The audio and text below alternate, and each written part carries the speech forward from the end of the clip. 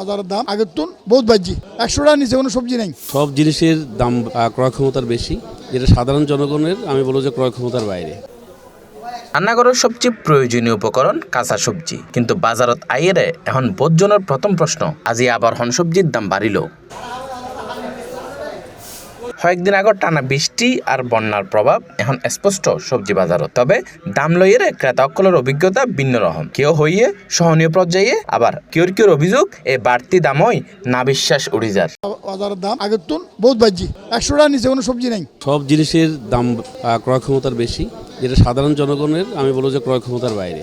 স্বাভাবিক দাম বাড়লে মানুষের ক্রয় ক্ষমতার বাইরে গেলে মানুষ তো কষ্ট করিব। আর ইবে তো আগের মতো গুদামজাত নর কাঁচামাল রেগুলার আইর বন্যই পরিবহন খরচ বাড়ছে, স্বাভাবিক কারণে দাম বাড়ছে, মজুদারির কারণে না হয়, সিন্ডিকেটের কারণে দাম না হয়। বিক্রেতারা জানাইয়ে টানা বৃষ্টি আর বন্যায় দক্ষিণ চট্টগ্রামের বিভিন্ন এলাকার সবজিকে ক্ষতিগ্রস্ত হওয়ার কারণে স্থানীয় উৎপাদন কমে গিয়ে, ফলে চাহিদা মেটাতে উত্তরবঙ্গত ট্রাকত গড়িয়ে সবজি আনা পড়ে। পরিবহন বাই বাড়ি যাওয়ার কারণে খুচরা বাজারত দাম বাড়ে গিয়ে সবজির দাম বাড়ার কারণে বৃষ্টির বন্যার কারণে চট্টগ্রামের ভিতরে বাঁশখালী মাসখালী আনোয়ারা ওই সাইড পাহাড়ি অঞ্চলের এই সাইডে বিভিন্ন বন্যায় কৃষি জমিন ক্ষয়ক্ষতি হয় প্রচুর পরিমাণ, যার কারণে সবজির দাম একটু বৃদ্ধি আছিল 10-15 দিন। সবজির দাম বাড়ে গিয়ে আসলে অনার এই বৃষ্টির কারণে সরবরাহ কমে গিয়ে, যেন আমরা আনিতে অনার বাঁশখালী সাতকা নিয়ে এই জাঙ্কাতে সবজি আনি, এই জাঙ্কাত মানে সবজি আসলে এই নষ্ট হয়ে গিয়ে সরবরাহ একদম কমে গিয়ে এটা লেভেলে ওই কারণে যাইলে সবজির দাম বাড়ে গিয়ে, তো এই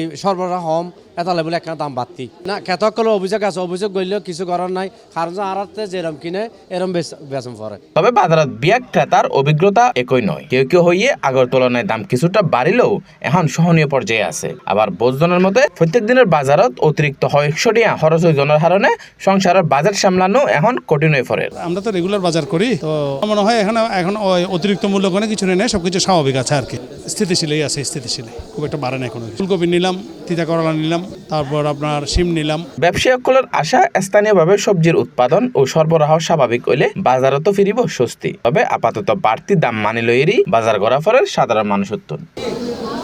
নাইমুর রহমান, C+ টিভি, চট্টগ্রাম।